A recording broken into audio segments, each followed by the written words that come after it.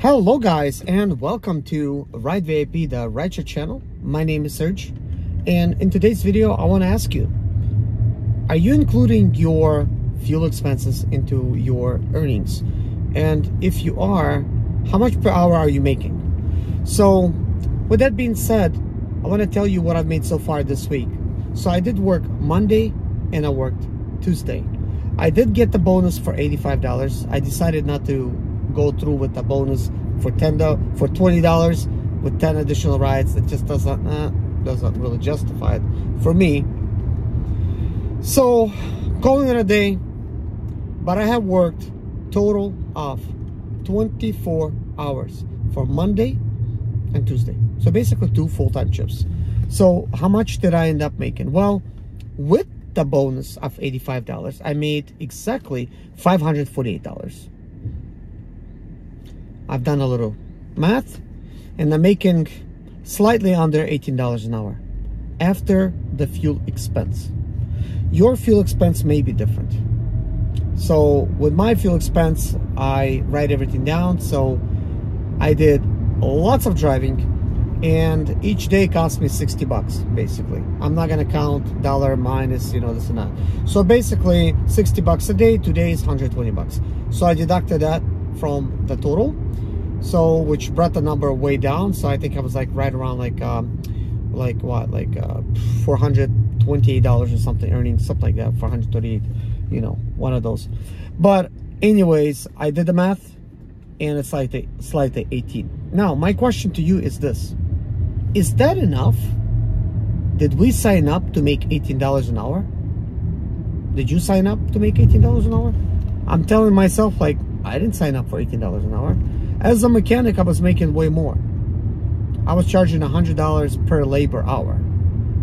And yes, I don't have enough work. That's the truth. That's always the problem. When you run a business, there's not enough work. Okay? There's always that type of stuff. But at the same time, it's like, I know what my time's worth. Like $18 an hour though, that's a little bit low, because it's not just the fuel expense you got to think about. That's just one of the costs. But what about depreciation cost of your vehicle? What about your car payment, if you are having a car payment for this business, which I don't? So for me, it's just depreciation, maintenance, mechanical breakdowns.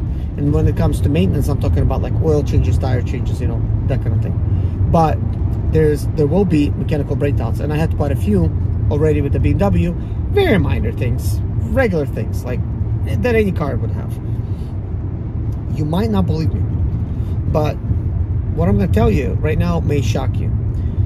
Did you know BMW 535i, and I'm talking about 2010 year, it is the most reliable BMW. It's more reliable than a Toyota. Well, actually, no, that's worded wrong. It's as reliable as Toyota. That's what I meant to say.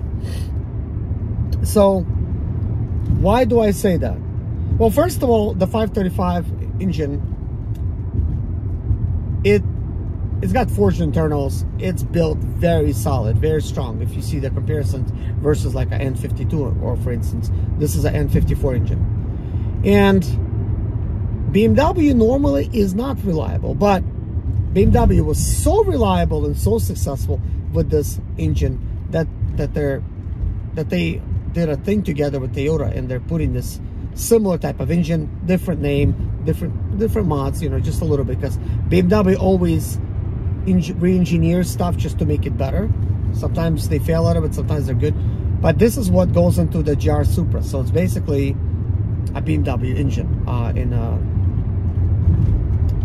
Toyota Supra, which is like a GR Supra. So, and that being said, it's a partnership they done with BMW on that car.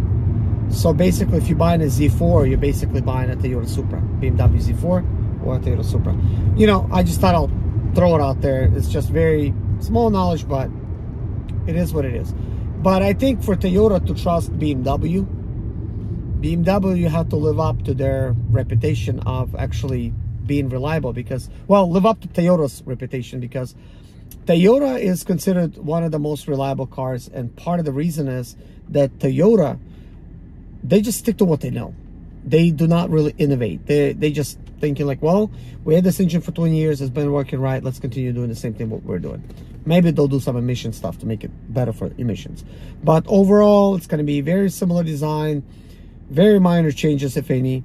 But BMW is constantly innovating. And of course, when you're innovating, you're trying new things. Yes, you're going to have some breakdowns. You're going to have some recalls. Obviously, that will happen. But eventually, BMW strives to be the ultimate driving machine. And I get a lot of fun out of driving a BMW, even though this is a 2010. Very fun. I get lots of compliments for it. And I myself enjoy actually driving this car. So I much rather drive a BMW than, let's say, like a Toyota Camry or something. I like BMW personally. Did you know that in 2022, Tesla was the largest luxury brand as far as sales goes? BMW second. But when it comes down to luxury gasoline cars that was being sold, it was BMW. It was higher than Mercedes. So BMW is basically taking #1 spot when it comes to gas cars. So that tells you a lot. And BMW is more luxurious than a Tesla. Have you been in a Tesla lately? Fun cars to drive, but that vegan leather interior and fake wino wrap for the wood trim, just doesn't cut it for me. You know, if it was at least, you know, carbon fiber and stuff and real leather seats, then, you know, then we're talking. But that vegan leather just will not last. I rented my Tesla for 2 months. And in 2 months, I already had this thing in the middle of my seat. Whether it came from my hair products, I don't know. I think it's most likely got cooked in the sun. But either way, cooked in the sun, that's not exceptional. To have a headrest that's messed up. And for it to be hair products, it's like, shoot. You know, I actually don't even have any hair products, you see. But let's just say I did. I mean, I don't even put nothing in the back.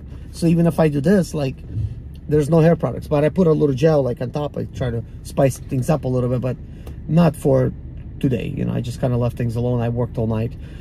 But anyways, if the vegan leather reacts to chemicals, it's like, what? You just paid $65,000 and you got a bunch of creases? I'm going to show you this on the screen. I'm going to try to find it when I edit this video. But yeah, not impressed with the interior quality, but I do love the Model 3, just a simple type of interior. It's kind of like minimalistic type of look. I really like that, but I don't buy the fake leather for the different name. I think they could have done a better job, but I don't know. It's soft, it's comfortable, don't get me wrong, but if it's reacting to chemicals or sunlight, it's wild. But anyways, the very next thing I'm going to tell you guys is that I have reached my goal. I got enough money to buy majority of the supplies that I need for building a 32 by 64 shop, but I'm thinking about expanding it a little bit. I want to make it possibly 42 type of width. I'm gonna have to think about the exact you know, digits, but I'm thinking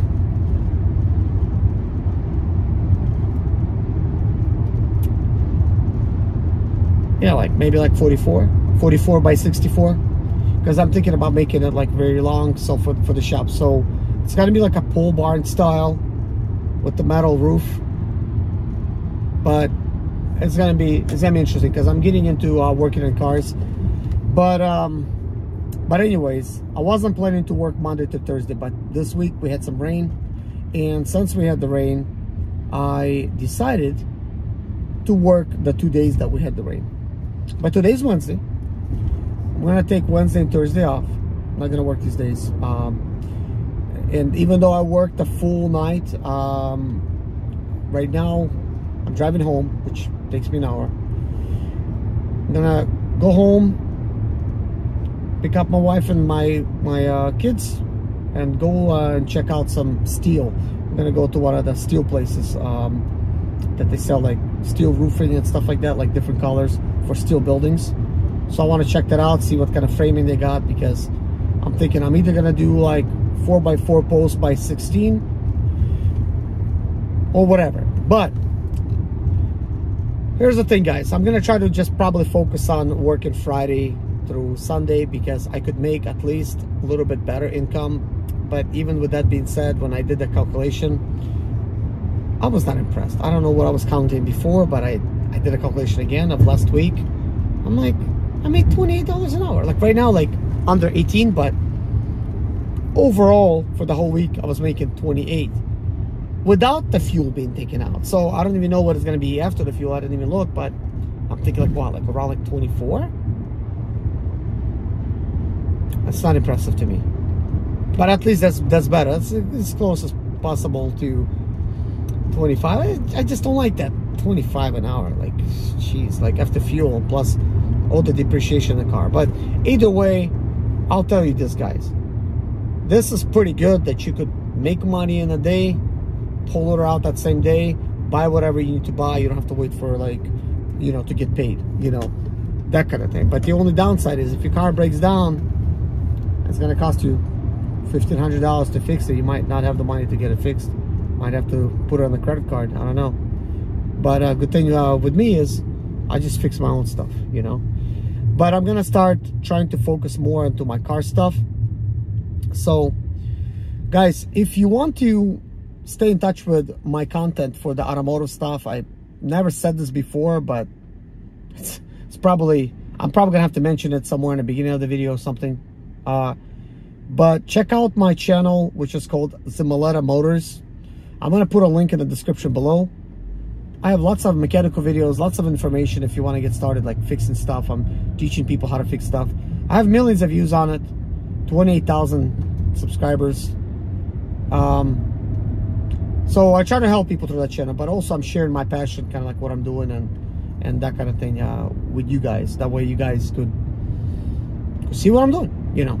But anyways, guys, thank you so much for watching. Take care of yourself and see you in the next video. Bye-bye.